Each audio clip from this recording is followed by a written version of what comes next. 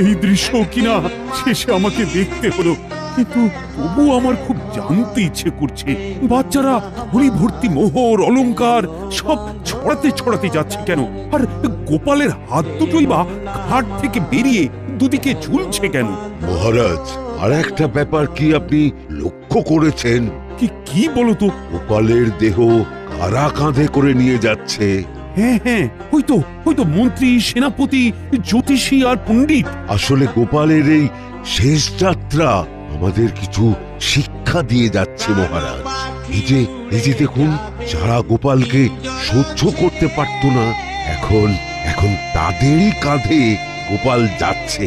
তার মানে শেষ পর্যন্ত কেউই কারোর শত্রু থাকে না, সবাই মান অভিমান ভুলে কাঁধে কাঁধ মিলিয়ে পার করে দেয়।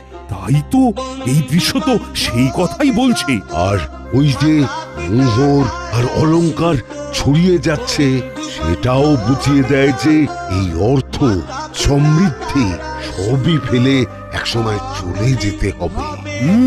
কি ভীষণ সত্যি। দুটো খালি হাতও বুঝিয়ে দিচ্ছে খালি হাতেই আমরা সংসারে এসেছিলাম, আর খালি হাতেই আমাদের যেতে হবে। এই চরম সত্যিটা আমি আগে বুঝিনি। গোপাল, গোপাল